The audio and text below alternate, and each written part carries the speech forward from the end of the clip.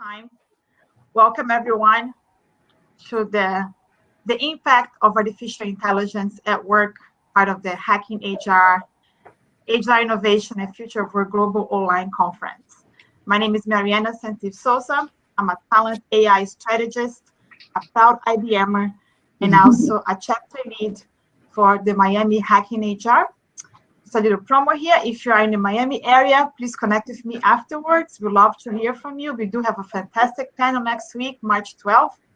So let's keep in touch. But today we'll be talking about AI and its impact at work. So let's start with some introduction. Start with Elizabeth Adams. Elizabeth is a technology integrator working at the intersection of cybersecurity, AI ethics, and AI governance, focused on ethical, technical design. She teaches, advises, and writes on critical subjects within diversity and inclusion and artificial intelligence. She helps technologists of color learn how to navigate awkward spaces to close racial and gender gaps in technology. She serves as a member of the IEEE Global Initiative on Ethics of Autonomous and Intelligent Systems, and was recently awarded a Stanford University Race and Technology Fellowship. Welcome, Elizabeth. Thank you. Hello, everyone. So happy to be here. Okay, and then we have Dr. Terri Horton. She's a workforce futurist, corporate trainer, consultant, keynote speaker, university lecturer, and founder of FuturePath. Her expertise sits at the intersection of future work, AI, and the impact on organizations, people, and careers. Her superpower is connecting the dots for organizations and people to be resilient, relevant, bold, and thrive in the Industry 4.0. She holds a doctorate in education from USC and micro-credentials in AI business strategy and data analytics from MIT and Cornell University. Welcome, Dr. Terri. Thank you very much. I'm excited to be here this morning. And then last but not least, we have Professor Al Naqvi, researcher, professor, and entrepreneur in artificial intelligence. He has developed a body of knowledge in many AI areas such as finance, marketing, strategy, and HR. He has also designed and developed the AI Transformation Scorecard, a machine learning analytics platform that shows and ranks companies in the AI adoption performance. Professor Naqvi is an avid speaker in leading Apply AI conferences. So welcome, Professor Al. Thank you.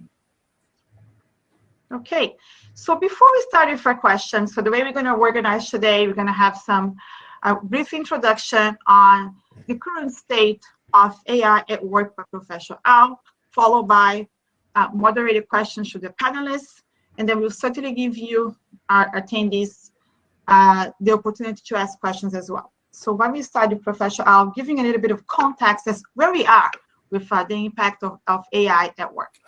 Mariana, thank you. And I also want to thank Enrique for organizing this. This is such a tremendous, powerful service that you're doing for the entire world.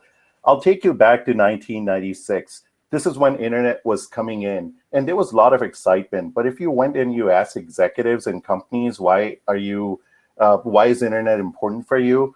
Almost unanimously, the answer you got was, well, it will make my marketing easier. I don't need my brochure. So now I can, have this website.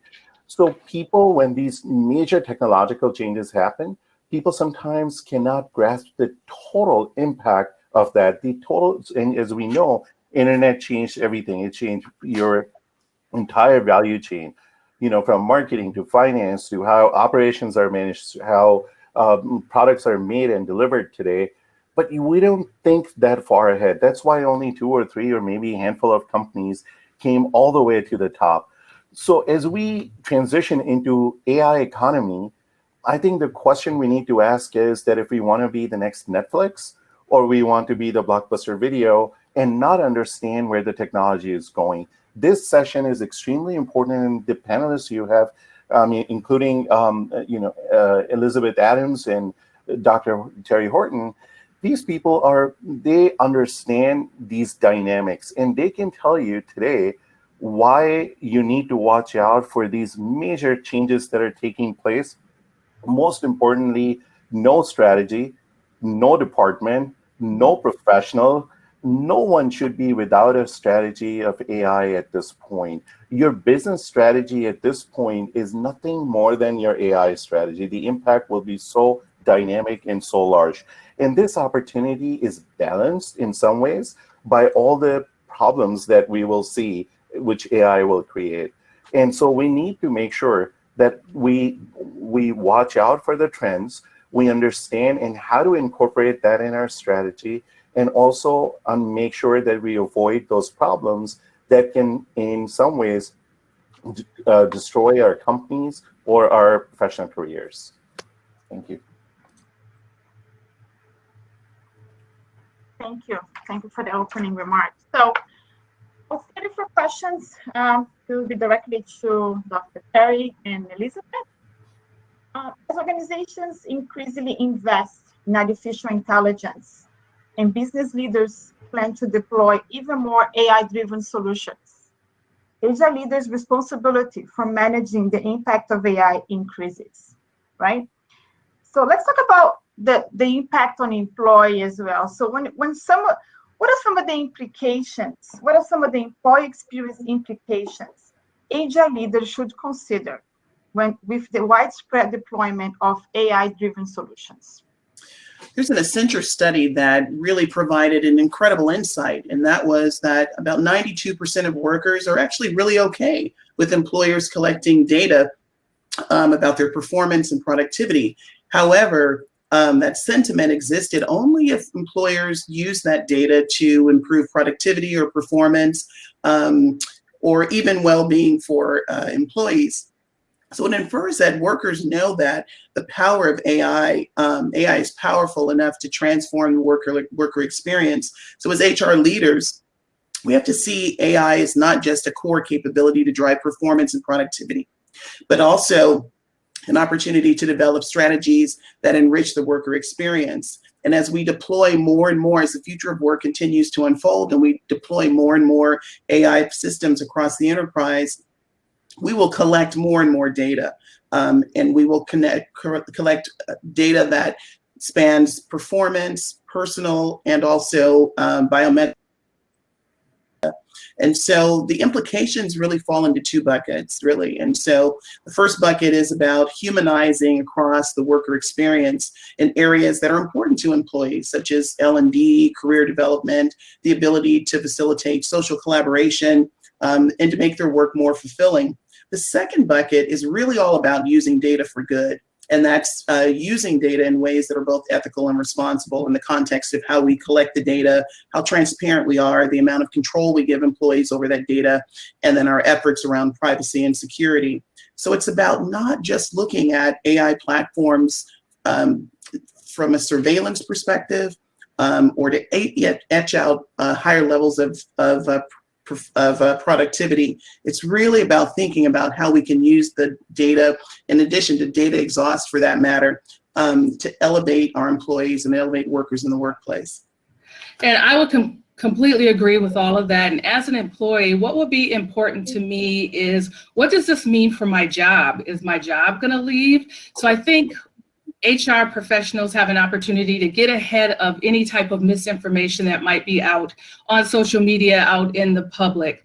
If you look at studies, you'll see that AI absolutely, as Al said, is moving into environments. So as an employee, does my company deploy AI products, or are we consumers of them? If we talk about recruiting, which I know we'll get into later, but where do I fit in that particular spectrum? There was an article recently about the Mars Corporation, how as they're adopting AI technologies to help improve operational efficiencies, they're also investing in their employees, and they're retraining them, and they're upskilling them. And so I think that's also an important part of the conversation is, how do HR leaders help employees understand where the company is going? What does that mean from a recruiting perspective? How can they assist in that? How can they sit with the leaders in the organization who are developing these new products, these new positions? And then how can they go out and find talent to bring in to assist with this entire effort? So I agree with all of that. I think that we are on the cutting edge of some very interesting conversations that need to happen at all levels of the organization. One way to think about this is that human workers now will be working next to digital workers.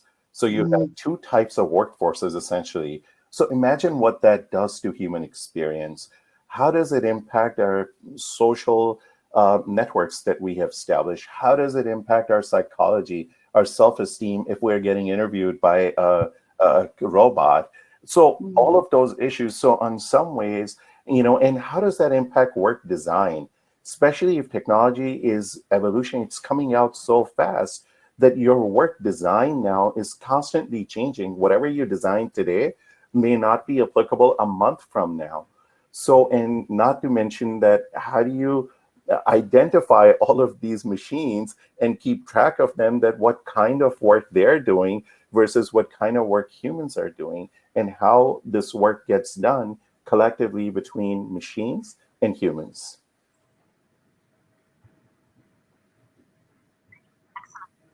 Yeah, we're not used to that, right? I was looking at this article just recently, and the speaker mentioned that his kids were missing Alexa when they were on vacation, right? Wow. That interaction is actually very natural for kids, but that's not the same thing for employees that are in the workforce for a long time. So, great points to consider. Dr. Terri mentioned ethics, right? And this is a point that I would like to stop and focus a little bit more on. So, what are some of the ethical implications that we need to be aware of, the HR leaders need to be aware of with the widespread of AI solutions and technology? Who would you like to take that? Al? Sure. So there are two ways to think about ethics. Number one is what ethical implications are as technology comes in. And second is that how people can use AI for unethical reasons. So there are two different things, right? One is just the natural implication of technology, and which creates ethical issues. So it will certainly impact rights. We know that technology can be deployed as a weapon of oppression, as a weapon of discrimination. And so these are some of the ethical issues that we need to be cognizant of. On the other hand, there are issues in some ways, our technology today in AI is like human mind, that we cannot explain what goes on inside the mind.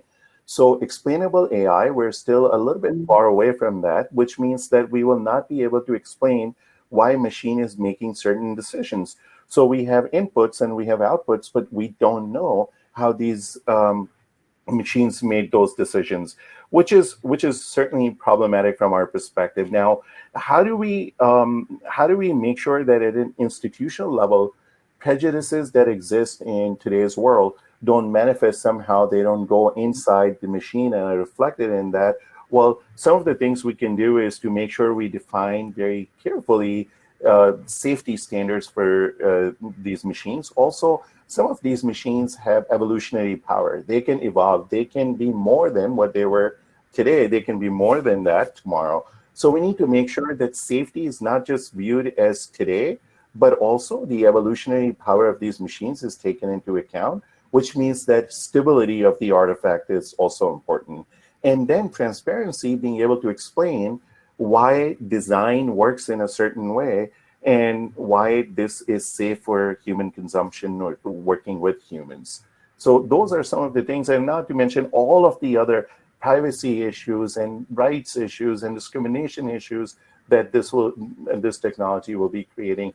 And in Boeing's example, for example, 2 plane crashes where AI essentially was not able to pass controls back to the pilots, manual controls, shows you another example of where machines not being able to pass control back to humans is an ethical issue.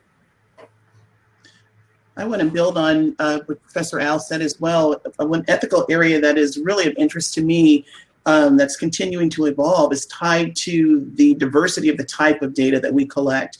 And so how are leaders really navigating, this space around blending personal, bio, and professional data together? So when we really think about some of these platforms, they aggregate a lot of different types of data. And so that are tied to productivity, performance, movements in and around an organization, very data specific to health, that some of which may fall under HIPAA guidelines that's collected as well, particularly if it's not anonymized and aggregated. And so being really ethical and responsible to me in that context too also means being transparent. Workers want to know how this data is being fused across their experience. And so how will the data that we've collected about, or geo data, let's say for an example, or data about their cognition or their stress tolerance, how will that type of data materialize, if you will, across other aspects of their work? What impact will that have on their performance evaluations, or even on their ability to promote across the organization? And so it's inherent important for us as leaders to make sure that we understand the implications to employees, particularly as it relates to humanizing the experience and how they experience that, how they feel about corporate surveillance, and how they feel about data being used in punitive ways as opposed to ways to enrich their experience and help them become better versions of themselves. And one thing that I will add on building onto this is one of the things that we've done at Thomson Reuters is we've developed or created a small work group to help develop our first AI ethics principles. And what was so phenomenal about that was there were leaders and employees at all levels of the organization participating in this process. And for me, this is part of the reason why I got into the AI space, is because of the ethical tech design, unpacking every life cycle or every piece of the life cycle and understanding where we might just need to add a bit of skepticism into the process to make sure that when that product is deployed, not only can we accelerate value for our companies, but we're protecting our intellectual property, but we're also making sure there aren't unintended consequences happening out in the marketplace. And so I know that legislation is occurring in different parts of the world, but here in the US, where I said it's really important, I think, for corporations to take a look at how they can design their ethical principles. They can also use them as a competitive advantage. As an African-American woman, I am absolutely concerned about some of the things that I've seen out in the marketplace that unintentionally discriminate against poor communities and marginalized communities of color. So that is part of why I'm doing my Stanford project, is to help make sure that we can unpack and uncover where some of these biases are and make sure that AI works for all. So this is, like I said before, a very exciting time. I'm happy to be a part of this process, but I do think that there are some very small things that each person can do, no matter where they are in the organization. They can at least go out to the internet and do a search on ethical AI, find out what that means to them, and then start asking questions within their own organization. What I want to make sure we know today is that it's just not the folks at the top. It's just not your corporate board or your executives. Every employee has an opportunity to make a difference in their organization as it relates to ethical AI. I love Elizabeth's perspective on that too. And I think one way to do that is to begin to amplify conversations around AI and to demystify AI in organizations. And the more AI fluent, if you will, both workers and leaders become, the greater the platform for discussion and discovery in that space. I agree. One thing that I have heard some companies thinking about adopting is, just like every year, most of us have to go through security awareness kind of training, starting to build in ethical AI training as well is another opportunity that organizations can start to adopt. That's great. Yeah, and we talked about this briefly, Elizabeth, but I want to go back to the element of AI for diversity and inclusion, if you could. So understanding the changes in the workforce, right, and how AI is changing the composition of the workforce. What are some of the elements that agile leaders should be prepared for pertaining to the implications of AI in diversity and inclusion? Well, as I mentioned before, I think we have to understand, what is your company using AI for? Is it using it to create operational efficiencies, or is it product driven, something that you want to put out into the marketplace? And that's where I started to do some of my research, where I started speaking with data scientists and architects and engineers, and just folks who had an AI strategy for the organization, such as Professor Al mentioned. And I wanted to know how you were including diversity and inclusion. Were you including diverse perspectives, people who look like me, African Americans, or other persons of color? And so we just started doing some research in that area. But if you look out or if you do some research, you'll see that there are a lot of concerns. Diversity and inclusion is a big topic right now for corporations. And if you wonder why, think about what will happen when AI becomes somewhat of a norm. Those same kinds of challenges will transfer over into our AI processes. So you absolutely need diverse perspectives at the table, because if your products are being put out into the marketplace and they are impacting people like myself, then you want to make sure that people are at the table to help you understand how to design AI technologies that work for everyone. Carney just made a comment that AI can detect age, and this is a problem in the workforce at this point. That's a great comment. So build upon that and think about all the other implications. For example, and we have now examples of Justice Department where AI was used in a discriminatory way against African Americans. We have similar examples in healthcare where non-African Americans were passed through a different type of a care track versus a care path versus African Americans. We have examples of facial recognition being used against minorities, Hispanic minorities. We have in China, for example, facial recognition being used as a tool of oppression. And so all of those things are problematic from an employer's perspective. Also think about intellectual segregation that can happen. So segregation doesn't have to be physical. It can also be intellectual, in which, for examples, that if you're looking purely for uniformity in teams and no diversity, AI will bring that. And we saw that in hiring problems that happened, in which AI was trying to hire and focus only on older white males and ignored sending out messages to women or minorities to hire them for executive level positions. So this is something, these are very specific examples. But what happens is that once these things we discover, some of those are biases that we just carry, cultural biases, and they go into machines. And because the data is coming from us and we see them from that perspective, only at that time. But as Elizabeth said, is there a way that you can find out these things before you deploy machines, before people get hurt? Now, that's really the key question here. Go ahead. We can't hear you, Dr. Terri. We can't hear you. I can hear you, Dr. Terri. Now. Thanks. All right, great. I want to build on a comment that Professor Al made. I use this example a lot in the context of how algorithms can detect age, which is really, really a huge issue today as the workforce is aging and people will continue to work for longer periods of time. And so the job of an algorithm, particularly in assessing candidates, is to infer as much information as possible about a candidate. And so even I'll use my own example. So in my professional profile or even on a resume, a human may not be able to detect my age. However, algorithms can assess my age simply based on my name.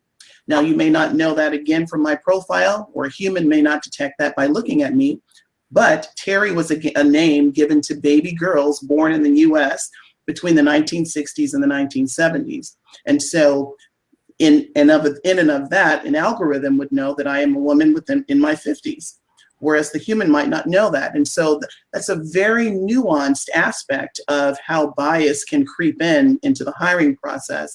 But I would also argue that we are really talking about some really critical issues that can make a huge difference relative to D&I. But we need enough folks in the HR space to fundamentally understand how AI is used to solve specific problems and have some level of knowledge or background in data science and AI fluency to be able to ask these questions. It's not that we're trying to turn HR leaders into data scientists by any means, but what we do know from a Pew research study that came out last year is that 67% of jobs that require some knowledge of data science have absolutely nothing to do with data science. And so as we take a look at how HR is, the HR function in and of itself is impacted and being shifted by AI, it is critically important that we become fundamentally rooted in our understanding in that way. Yeah, I agree. And I'll just say real quickly, HR processes, organizational processes are greatly improved when everyone is a part of the conversation. I think that's my theme, is that I have worked very hard over the last year and a half trying to find influencers in all parts of an organization at Thomson Reuters so that I can just have that very basic conversation. And what I tell you is what I've found is that there are people who are really willing to understand what is happening in this space. I facilitated several learning events for my colleagues, just learning events. We're just exploring topics. We're not, poking holes in anyone's work, and people are really receptive to that. They want to help. They want to find a solution. They want AI to work for everyone, but also employees are concerned and they're curious about what AI means for them. There is a place for every single person, I'll say it again, in the organization to play a part in this, in your AI strategy for your organization. So I have a couple follow-up questions. We talked about the need for judgment that's needed to ensure the AI supported decision-making exactly there, right? And this is more of a technical question, but I for HR leaders that are starting to implement that. Can you hear me? Breaking up. Okay. I'm not, maybe my connection. Much better now. Yeah, much better. Okay. So how do we help HR leaders understanding that human judgment is still needed to ensure AI decision-making is fair, right? We know that AI by itself won't be totally unbiased, as Terri just mentioned. But who decides when an AI system has sufficiently minimized bias so it can be safely released for use? And I think that was a question for Professor Al, given the technical. Yeah, so obviously the responsibility lies on the team, that is, but also on users. So we cannot, for example, if you, I take the example of autonomous car. If autonomous car is out on the street, whose responsibility it is if, an unfortunate event happens? Is it the manufacturer of the car, the design team? Whose responsibility, or the driver? So obviously in an AI, in full manifestation of AI, the responsibility lies with the design team, because you're the one who was putting the artifact out and the team that built that. Now, for example, but think about this, that can team see the biases before they release the product, or these biases only in other problems, they only emanate after the product has has come out, and it's in all sincerity, you couldn't have seen that far. Well, as liability develops, I think the concept of liability on the legal side, which is also coming out very strongly now, is I think that you will be held responsible on both sides, meaning that you should have seen that coming. And a great example would be texting, for example. When texting came out, did we anticipate that 36% of all teenagers will die on roads because of texting? Well, maybe we could have put in, certain processes in place that teenagers cannot text while driving, right? So the things that are, a lot of these things we recognize once they have happened. And from an HR perspective, I think the problem is both that things, it will represent the existing biases that exist in society. You will just become more aware of that. So that's a good thing. But while you can fix the machine, will you be able to go back and fix the society? Hopefully, think about that. Yeah, that's true. Thank you. Let's bring this closer to the HR professional. Many organizations are implementing AI-based technology, mainly in recruitment as well as performance management, in an effort to reduce, right, the use of conscious or unconscious bias, human bias. We cannot debias humans, but we attempt to debias our algorithms, right? What are the possible implications for HR leaders as drivers of such implementation? So I know that we just talked about this more broadly, but specifically around recruitment and performance management as related to AI. I think one area, particularly on the recruitment side, where we have to really be cautious is falling victim to automation bias, particularly with AI systems that provide ranking for candidates. And so this whole phenomenon of automation bias really means that we're giving too much weight to these systems without really approaching the selection process from a human-centered approach. So there are some platforms, let's say for an example, that will rank candidates, and the candidates that come up that receive scores of 80 or above, and candidates that match the profile of the typical preferences of the recruiter will be forwarded. And so part of eliminating bias and not falling victim to automation bias is to really take a look at factors that may contribute to a candidate being ranked lower that are not so obvious. And so that means perhaps taking a look at candidates that ranked in the 65% percentile and taking a deeper look at the data as opposed to being completely driven by the ranking system. And this is Liz. I think that this is an opportunity to also train HR professionals on what that looks like, what bias in these algorithms look like, and how they can creep into our processes. But there are also software tools out there. One particular was developed by Stephanie Lampert. She's an African-American woman. She developed a tool called Blendor, and it basically takes name, it takes your school, it takes all of these factors out of the equation. And as resumes are run through this process, you get exactly what you're looking for. So there you remove the kind of human bias from that process. And so I would encourage HR leaders to look into some of these tools, as well as to kind of raise their hand to find trainings that might help in their organizations as well. That's a great point that Elizabeth made.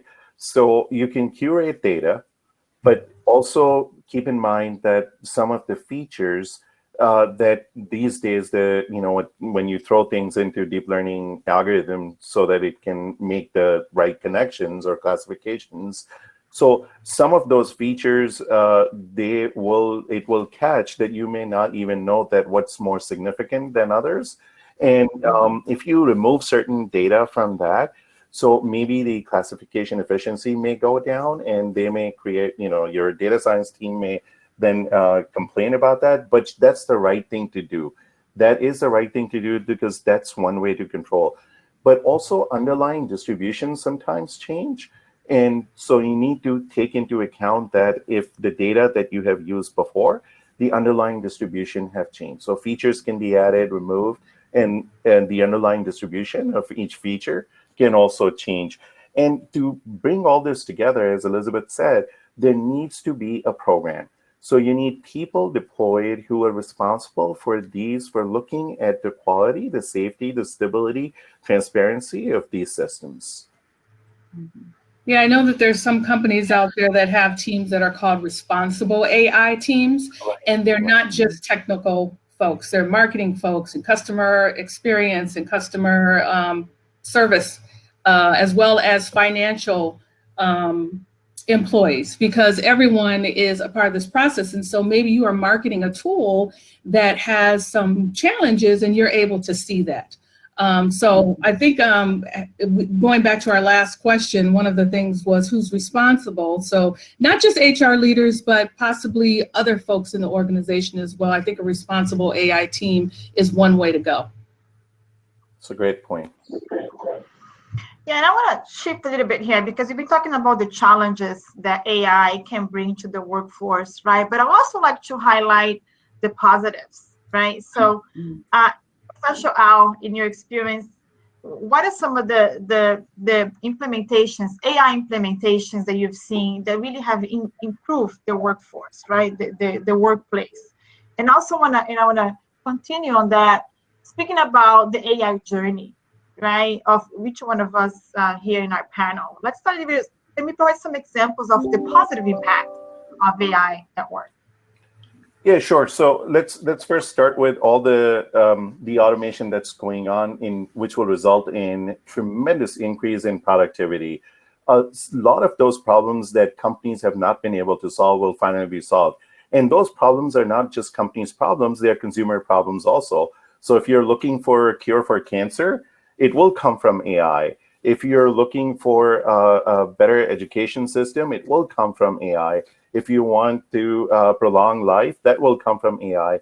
And when you have that kind of productivity, you take out corporate bias. You take out the inefficiencies that exist in the system. So from that perspective, it's extremely beneficial.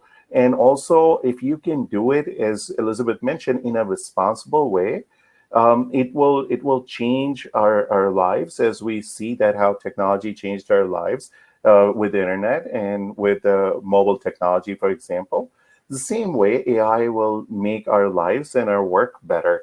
But we always need to be cognizant of that, that it should always be, will create value for everyone, the entire humanity, and not just selective value for certain people and not for others.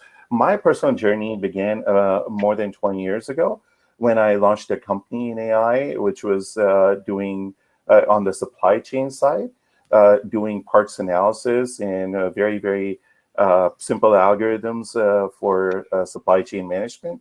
And then throughout that time in this American Institute of Artificial Intelligence that I launched about 5 years ago, is an academic institution. It was the world's first AI school focused on business. So I founded the first AI business school 5 years ago. That's my background, pretty much.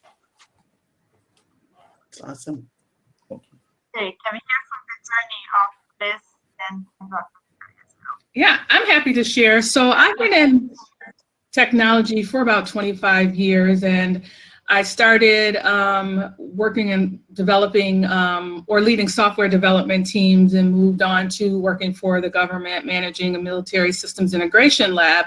And then I moved back to Minnesota a few years and started to kind of figure out what I wanted to do next. And I started doing a lot of research on artificial intelligence. I started researching what kinds of challenges there might be, because as an African-American woman, as I mentioned before, I started to see that some of the challenges I faced in terms of exclusion and discrimination and profiling were now being amplified in some spaces in artificial intelligence. And so that's how my journey in ethical tech design began.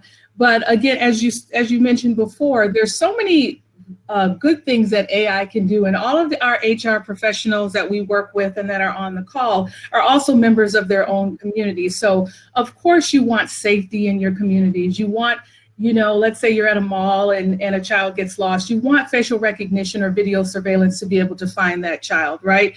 But you also don't want it to harm people, harm poor folks and communities of color. So I'm committed to this work so much that I applied for the Stanford Fellowship because I wanted to help make a difference in my own city, in the city of Minneapolis. And I wanted to work with the city council and the mayor to not eliminate all the things that artificial intelligence can do, but just really put some guidelines around how we can responsibly be transparent in our tech design, so that the citizens and residents of Minneapolis, all who work for different companies and who are HR professionals as well, so that we could feel safe not only in our companies, but also in our cities. So I'm really excited about this work. I'm committed to it. And I'm just thankful for this opportunity to chat with you guys today. My journey started a little differently. I spent the first 20 years of my career in the media industry on the television and print side, television, online, print, and newspapers and magazines in marketing and advertising. I started my consulting practice in 2005, centered on some of the same things around marketing and branding. The Great Recession hit, and I became really, really fascinated with how industries were contracting and how people were being impacted as a result. And so I started to transform the business from marketing, primarily marketing and branding, to professional development. And I did that for many years. Excuse me, I'm just getting over a cold. I apologize. And I started to become really, really interested in the future of work and what that meant and what it would look like. And so I started to add more aspects around the future of work and preparing organizations in that way. Became even more fascinated to the extent that I decided to go back to school and get a doctorate, focused on organizational change and leadership from USC. And all of my research was on the future of work, the impact of AI to people and organizations, and also in the context of higher ed. And my curiosity just continued to grow. And so I knew that I wanted to move into this space and move into the space deeper. So I got a micro-credential in AI business strategy and one in data analytics from Cornell, and really fell in love with this space. And so the work that I do today really represents my passion in helping people understand how work will change, demystifying AI, and helping them understand how they can actually thrive as we move through this period. I'm an HR practitioner, and I began this journey with technical curiosity. I think it's critical for HR practitioners that they are educated consumers of AI technology, right? Mm-hmm. They need to understand who built the models, what data is being used, right, in those models. The futures of such models should be transparent to the decision makers. AI models should also be shown to be equally accurate for all groups. And I think with this informed approach, HR practitioners can use AI to create a more diverse and inclusive workplace. Mm-hmm. So I think right now, I think it's time for us to extend our panel to questions from our audience. I don't know if you have any questions right now. We actually had one question from, I got to scroll up here, from Victoria. She was talking about K through 12 students in technology and how to help them learn about AI. And I don't know if we want to extend it past HR to talk about teachers, but I think it's an important question. I don't mind taking that really quickly, if that's okay. So one of the learning events that I did at my organization was AI and child rights. So COPA is the Child Online Privacy Protection Act, and it basically says that anyone gathering children's data under 13 years old has to get their parental permission. And so if you look at YouTube, you look at the smart toys, you look at the Internet of Things, all of these types of technologies are collecting data, not just about children, but they are also collecting information about what's in the home. So you think about Hello Barbie. If a child is having a challenge at home and it's telling the Barbie what is happening, someone is listening eventually to that information, and they have to make an ethical decision about what to do. Do they use that information to train Barbie to have a better dialogue, or do they report it? And so there are technologies also in the school. I know that Google has something, YouTube for Kids, there's something there. And Google has a game that's really helpful that I have found. I actually played it once in preparation for a panel to learn how to address phishing that comes through AI, or the videos that come up on YouTube. A lot of the AI nudging is something that is happening with children. So videos are nudging kids to watch certain things based on their pattern. I think for me, what I've explained to folks is really that teachers and parents need to just be aware of what's out there so that they are able to intervene in their own homes, and also talk with the teachers about what is happening when they're collecting data, when they're giving kids iPads, what happens with that data, and how they can make sure that that data is protected. Hopefully that was helpful to Victoria. And AI is a powerful technology, extremely powerful technology. And think about that when, as humans, when we get that power, what the natural tendency would be is to perhaps, get even more control. And that's the problem we need to confront with. Someone made a comment here that, it should really be how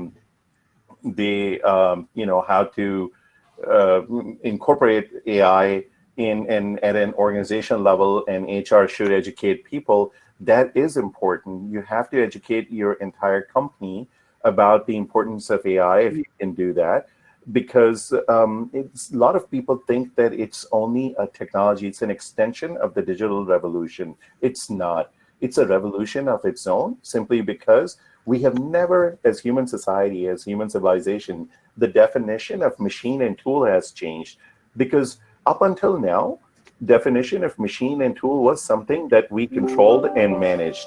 Not anymore. Now the definition of tools and tools is, and machines is, an autonomous machine that has a mind of its own, that can accumulate experience, make decisions.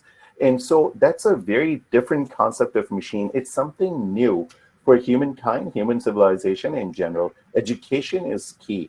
Important to educate the organization and understand the implications, both for business reasons, competitive reasons, as well as for ethical and professional reasons. So we have to make sure that, again, make sure that most winners are created and people don't start. If we create a society of few winners and a lot of losers, then there's a problem.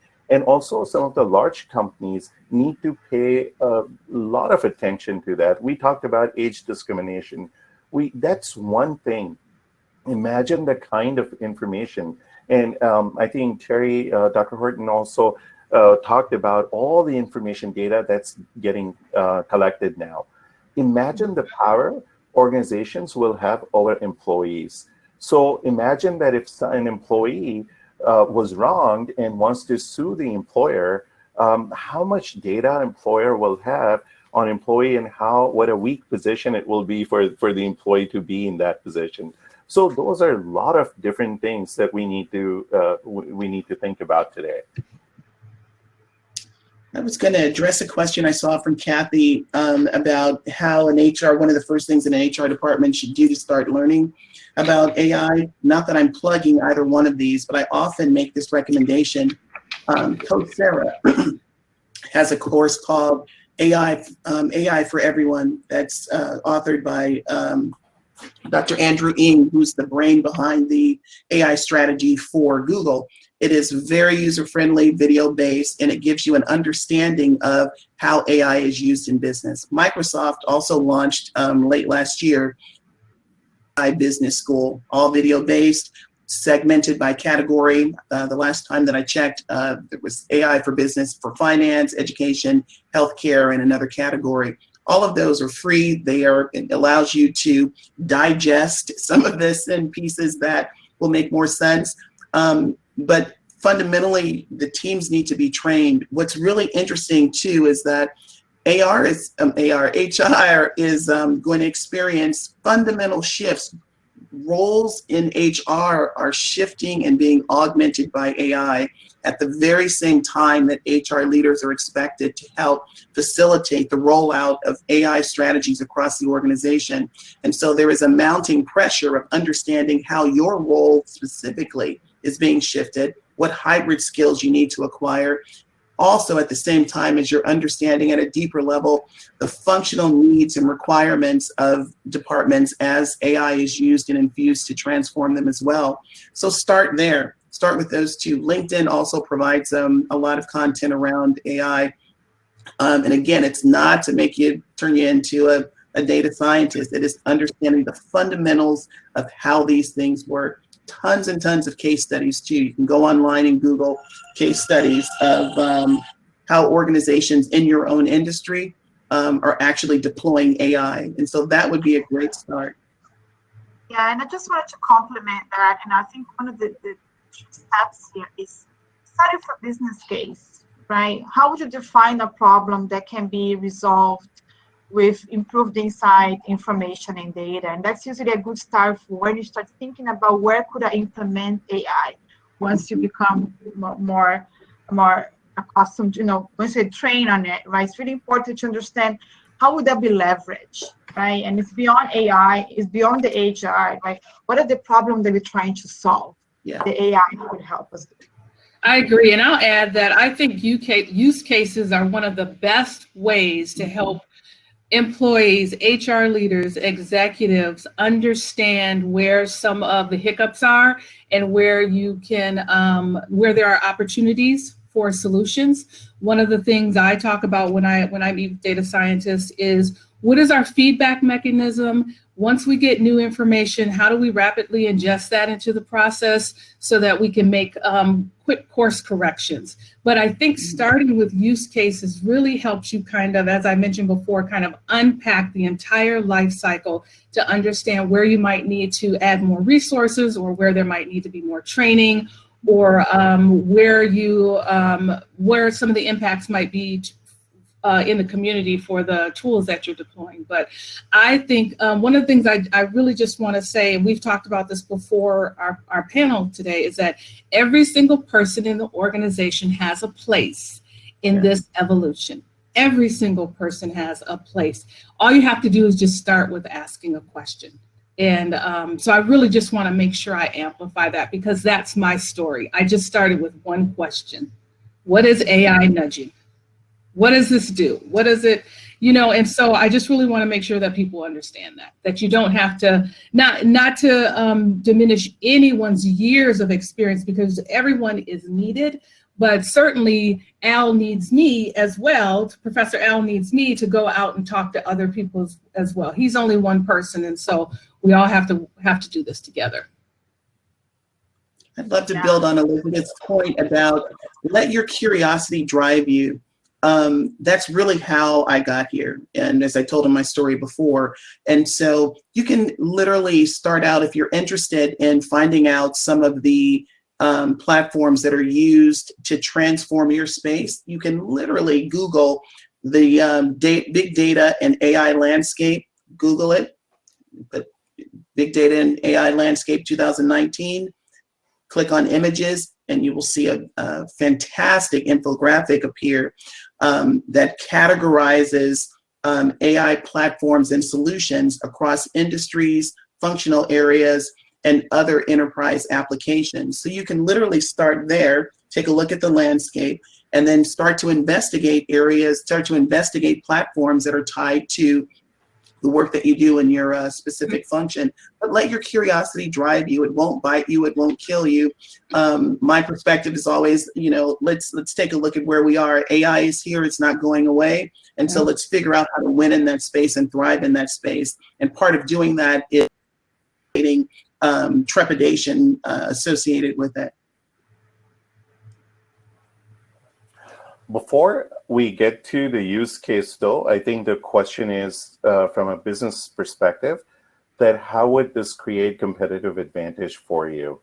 So essentially, from a strategy perspective, AI needs to follow the path of how this will fit into your entire strategy.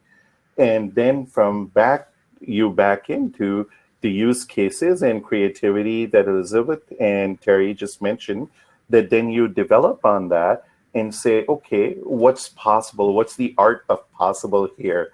And then the technology strategy follows that. So number one at the top, business strategy, which ties into your competitive advantage and long-term financial performance of the firm.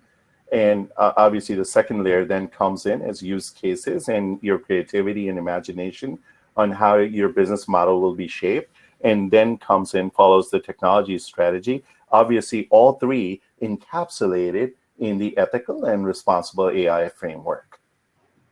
That's great. Great point. Thank you. Okay, there's one more question here from, can the panel comment on the value and ways to structure the concept of a data trust? In particular, how this can serve employees who move from organization to organization, like gig or full-time, etc. From Kelly. I can take, so one of the key aspects of data management is data governance and data quality, two very important aspects of data management programs. And data trust is obviously part of that, your data governance strategy.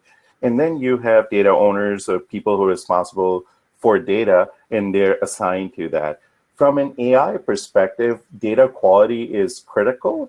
But think about this. So, and I understand, and I agree with you that data trust is the most important factor, and because you can build better systems with that. But let's take a step back and think about that. Can you create a bad system with good data? The answer is yes. Why? Because again, as we talked about, there are human biases when our data captures our own biases. Right. So in Department of Justice, for example, when the cases are being, the data was good. So it was real data. But what was embedded in that data were our own prejudices, our long history of discrimination, institutional discrimination against certain ethnic groups. And that penetrated into data. So the data was good, but the decisions that were made from that data turned out to be bad.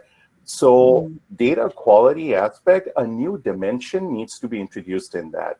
Which dimension is, so in addition to all the things you look for in data quality, for example, completeness, timeliness, relevance, all those things, but a new dimension needs to be introduced. And that dimension is decision orientation of data, whether this data will lead to creating bad decisions or not. This is something that has not been incorporated in data governance programs as of yet. So yes, data trust is very, very important, but it needs some additional dimensions when it comes to AI and building AI artifacts. It's good stuff, Professor. Thank you. Okay, I think we have 4 more minutes. I don't see any other questions here on our chat. Can I just add, I just want to, if there's anyone that wants to contact me, please reach out on LinkedIn, Elizabeth M. Adams on LinkedIn. Feel free to connect, inbox me any additional questions. I wish we had more time because I think the 4 of us could just go on and on and on. This has been exciting. Yeah, and for those of you interested in the IBM's journey to AI, the HR journey, I'm happy to share a paper that outlines our journey and how we ended up where we are. So please feel free to connect as well. This time, I'd like to thank our panelists, Elizabeth Adams, Dr. Terri Horton, and Professor Naqvi. Thank you. I'm practicing that name. Thank you so much for this. It's been a pleasure. And I look forward to contacting with you outside of this panel. Thank you very much. Thank you all. Thank you for your great questions. Thank you. Bye-bye. Have a good day.